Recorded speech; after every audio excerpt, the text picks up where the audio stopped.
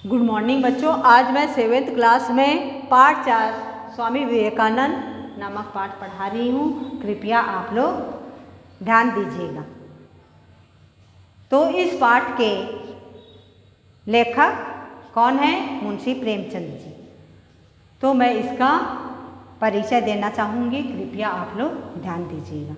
तो मुंशी प्रेमचंद जी का जन्म उत्तर प्रदेश के वाराणसी जिले के लम्ही नामक गांव में 1880 में जन्म हुआ था और उनका निधन 1936 में हुआ था।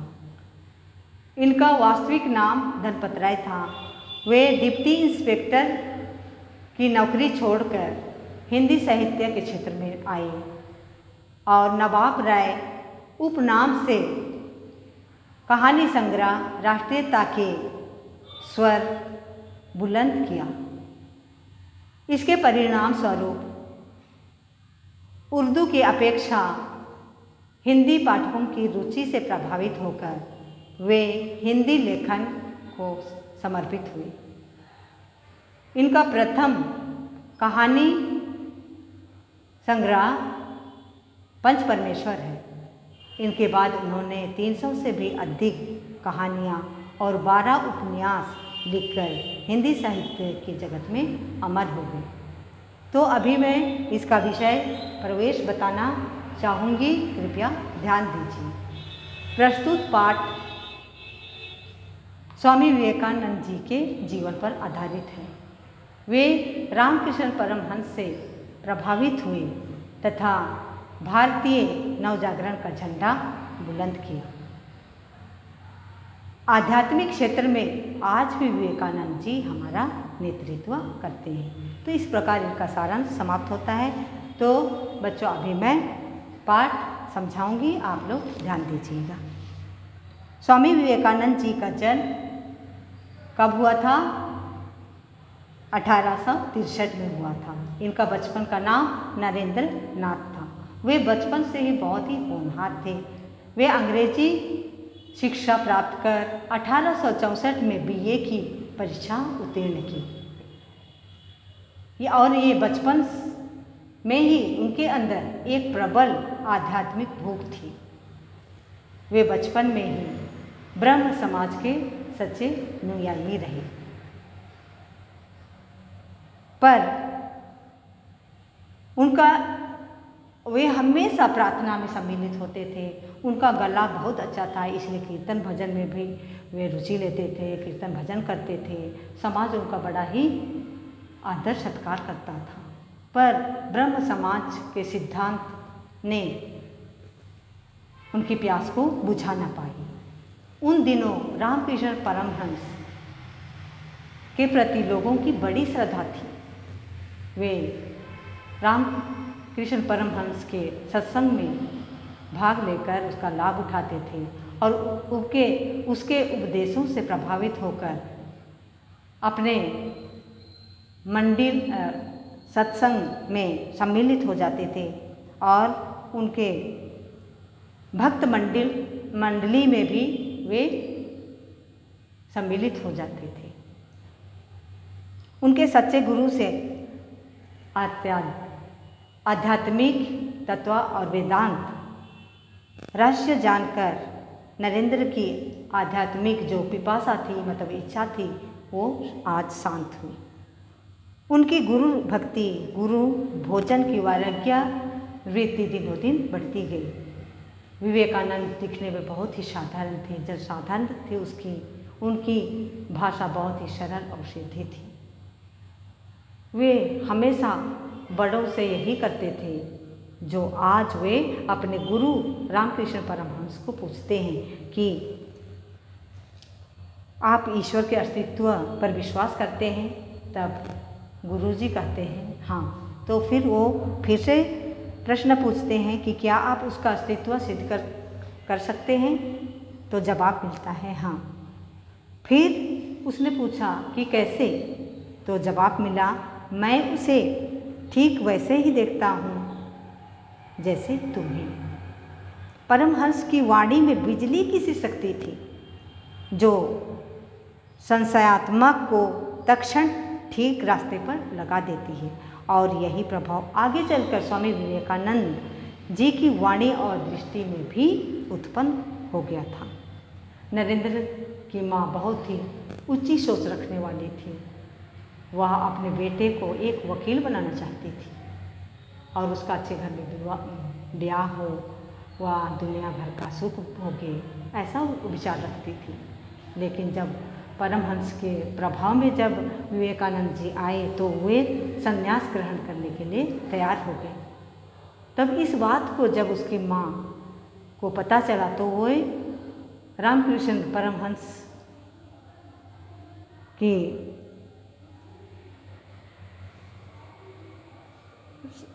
क्लास में उन्होंने क्या किया, उपस्थित हुआ और उनसे अनुनय विनय करने लगी कि मेरे बेटे को कृपया जोग ना दीजिए। और उनका मन तो वैराग्य वृद्धि में बढ़ती ही गई।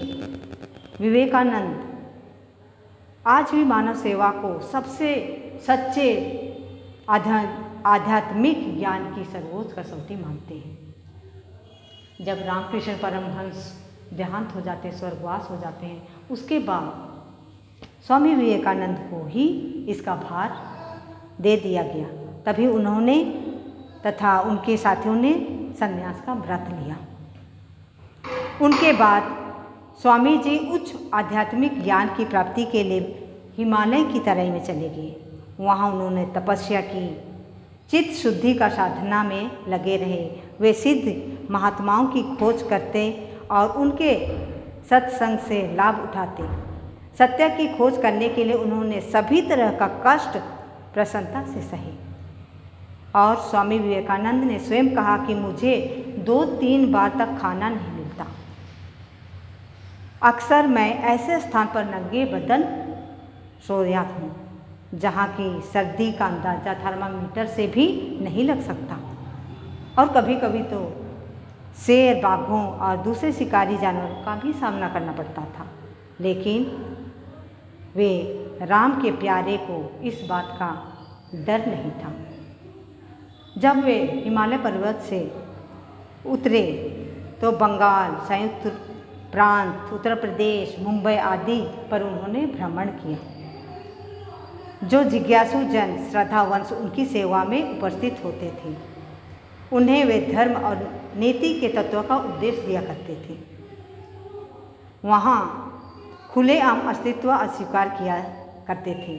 स्वामी जी यहाँ काफ़ी समय तक रहे तो वहाँ के होनहार जवानों को धर्म परिवर्तन से रोका और जड़वाद के जाल से बचाया। कितनी ही बार लोगों ने उनसे वाद विवाद किया, लेकिन खिल्ली उड़ाए पर वे वेदांत के रंग में इतना डूब गए कि उन्हें किसी हंसी मजाक की तनिक भी परवाह नहीं हुई। धीरे धीरे उनकी ख्याति नव युवक मंडली से बाहर निकलकर कस्तूरी मृग की गंध की तरह चारों ओर फैलने लगी और बड़े बड़े धनी मानी लोग भी उनके शिष्य बन गए और उनसे नीति और वेदांत तत्व के उपदेश लिए। जस्टिस सुब्रमण्यम अय्यर महाराजा रामनंद और महाराजा खेतरी उनके प्रमुख शिष्यों में से थे। जब वे मद्रास में थे तब उनको अमेरिका में सर्व सम्मेलन के आयोजन का समाचार मिला। ये समाचार सुनते ही वे तुरंत वहाँ से रवाना हुए और वे अमेरिका के इतिहास की अमर घटना है और वे पहला अवसर था कि वे पश्चिमी जाति दूसरी जातियों के धर्म विश्वासों से स्वागत के लिए तैयार हो गए हों। देखो वहाँ के लोग इसको स्वागत के लिए तैयार हो गए। वे अमेरिका पहुँचे तब मालूम हुआ कि अभी सम्मेलन होने में बहुत देर है। उनके ये दिन बहुत कष्ट में बीते।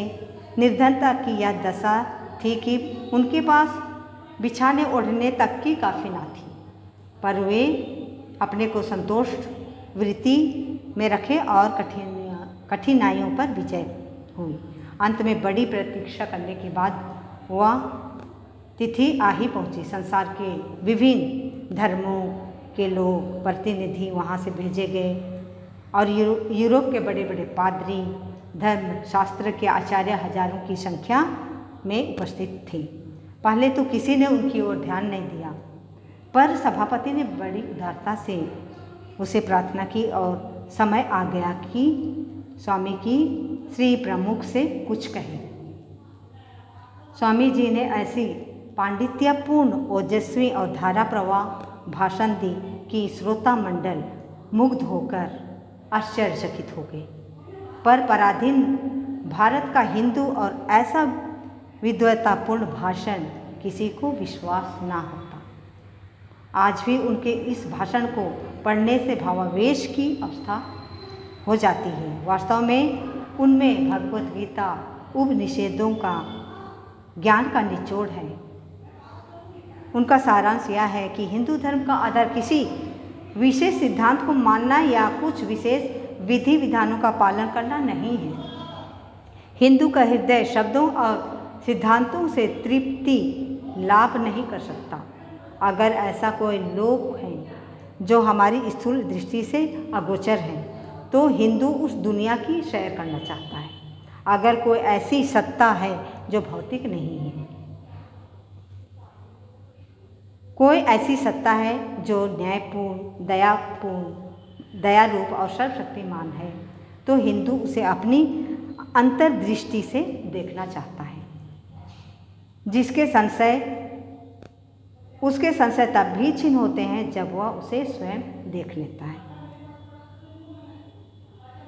स्वामी जी की ओजस्वी भाषणों और सच्चाई भरे उपदेशों से लोग इतने प्रभावित हुए कि अमेरिका के अखबार बड़ी बड़ी श्रद्धा और सम्मान के शब्दों में स्वामी जी की बड़ाई छापने लगी। उनकी वाणी में यह दिव्य प्रभाव था कि सुनने वाले आत्म विस्मृत हो जाते थे। और जब वे अमेरिका में स्वामी जी के भक्तों की संख्या जब अमेरिका में वे गए तो भक्तों की संख्या भी बढ़ने लगी। चारों ओर जिज्ञासु उनके पास पहुंच जाते थे और अपने अपने घर में पधार कर अनुरोध करते। स्वामी जी अक्सर दिन दिन व्यस्त रहते थे, क्योंकि हमेशा हर जगह पर पधारने के लिए उनको आमंत्रित किया जाता था, इसलिए वे हमेशा व्यस्त रहते थे।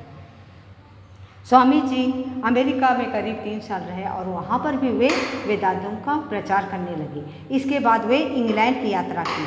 उनकी ख्याति वहाँ पहले ही पहुँच गई थी। जब वो पहुँचे भी नहीं थे तभी वहाँ पहुँच गए। फिर वहाँ पर भी उन्होंने अपने वेदांतों का प्रचार किया और वहाँ भी अपना नाम रोशन किया।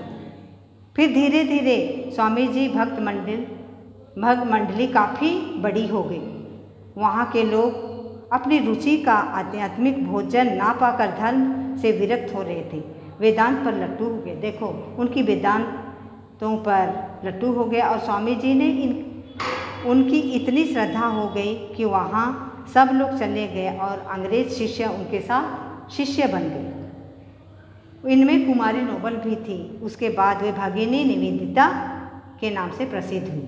स्वामी जी ने अंग्रेजों के रहन सहन और चरित्र स्वभाव को बड़ी सूक्ष्म दृष्टि से देखा और समझा। अनुभव की चर्चा करते हुए एक भाषण में उन्होंने कहा कि यह क्षत्रियों और वीर पुरुषों की जाति है, क्योंकि स्वामी विवेकानंद क्षत्रिय और वीर पुरुषों की जाति है।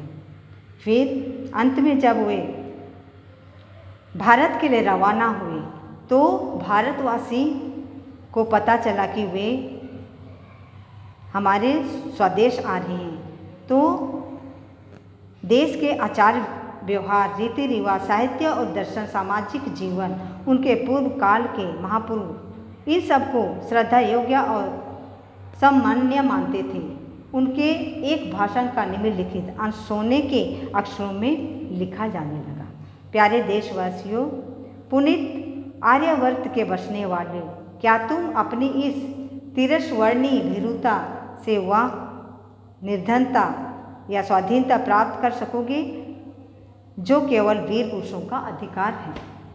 हे भारत निवासियों, भारत के भाइयों, अच्छी तरह से याद रखो कि सीता, सावित्री, दमयंती तुम्हारी जाति की देवियाँ हैं।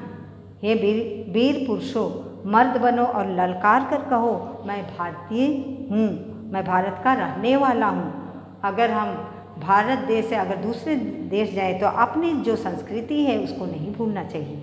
हमेशा कायरता के साथ हमें बोलना चाहिए कि मैं भारतीय हूँ, मैं भारत का रहने वाला हूँ। हर एक भारतवासी चाहे वह कोई भी हो मेरा भाई है।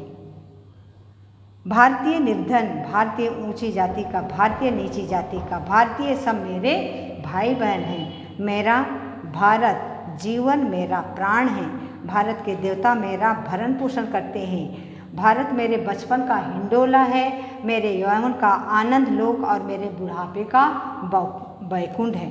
जब वे स्वामी विवेकानंद कलकत्ता आए तो वहाँ अत्यधिक उपदेश में श्रम करने के कारण स्वामी जी का स्वास्थ्य बिगड़ने लगा। फिर वे वहाँ से दार्जिलिंग गए, वहाँ से उन्होंने अल्मोड़ा गए, पर स्वामी जी ने वेदांत का प्रचार कभी नहीं छोड़ा। उनको खाली बैठे चैन नहीं पड़ता। ज्यों ही तबीयत जरा संभली वे सियालकोट पधारे। वहाँ से सियालकोट गए और वहाँ लाहौर वालों की भक्ति ने उन्हें अपने यहाँ खींच लिया। लाहौर वाले भी इनको अपनी ओर बुलाए। इन दोनों स्थानों पर उनका बड़े उत्साह से स्वागत सत्कार हुआ।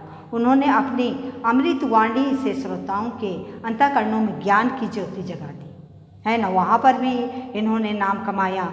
जगह जगह पर उन्होंने अमृत वाणी से लोगों से अंतःकरणों में ज्ञान की ज्योति जगा दी। लाहौर में से वे कश्मीर आए और वहाँ भी राजपुताने का भ्रमण करते हुए कलकत्ता लौट गए। इसी बीच उन्होंने 2 मठ स्थापित किया। इसके कुछ दिन बाद उन्होंने रामकृष्ण परमहंस की मिशन की स्थापना की। इसके बाद संस्था का उद्देश्य लोक सेवा करते हुए वेदांत प्रसार किया। इनकी शाखाएं भारत के हर भाग में, हर कोने में, हर विदेशों में विद्यमान है और वे जनता का बहुत ही उपकार कर रही है। सन 1857 में भारत में महामारियाँ जब हुई तो वे देश सेवावृत्ति सन्यासियों की एक छोटी सी मंडली बनाई। वे आपस में मंडली बना ली और वे उनके निरीक्षण में तन मन से दीन दुखियों की सेवा में लग गए और सेवा करते करते उनका वहाँ पर तबीयत खराब हो जाता है। फिर वे मुर्शिदाबाद, ढाका, कलकत्ता, मद्रास आदि में सेवाश्रम भी खोल दिए। वेदांत के प्रचार के लिए जगह जगह विद्यालय भी खोले गए। कई अनाथ आश्रम भी खोल दिए। स्वामी जी का स्वास्थ्य बहुत ही बिगड़ गया। जगह जगह वे स्वयं घर घर में घूम कर भी पीड़ितों को सांत्वना देते थे, आवश्यकता की चीज़ें देते थे। ऐसे प्लेग पीड़ितों की सहायता करना जिनसे डॉक्टर लोग भी भागते हैं, इन्हीं देशभक्तों का काम है। क्योंकि देशभक्त हैं, इसलिए देशभक्त के सिवा और ये काम कोई नहीं कर सकता। अधिक श्रम के कारण स्वामी जी का स्वास्थ्य बहुत ही गिर गया। इन दिनों आप अक्सर समाधि की अवस्था में रहा करते थे। देखो उस समय वे बिस्तर पर रहते थे और अपने भक्तों से कहा करते थे कि अब मैं महाप्रधान या प्रस्थान का समय बहुत समीप है। फिर 4 जुलाई 1920 को एकाएक आप समाधिस्थ हो गए। सवेरे 2 घंटे समाधि के में रहे। दोपहर को शिष्यों की पाणिनीय व्याकरण पढ़ाया और तीसरे पहर को 2 घंटे तक वेदोपदेश करते रहे। इसके बाद वे टहलने को निकले थे, है न। शाम को लौटे तो थोड़ी देर माला जपने के बाद फिर समाधि स्थित हो गए और उस समाधि की अवस्था में ही पंच भौतिक शरीर का त्याग कर परम धाम को सिद्धार के अर्थात उनकी मृत्यु हो गई। स्वामी जी आज भी हमारे बीच में हैं। भले उनकी मृत्यु हो गई पर आध्यात्मिक ज्योति की जो मशाल उन्होंने जलाकर चली गई हैं वह सदा के लिए सबको आलोकित या प्रकाशित करती रही हैं। तो बच्चों यह पाठ यहीं पर समाप्त हुआ है। इस वीडियो को फिर से देखना और समझना, ठीक है।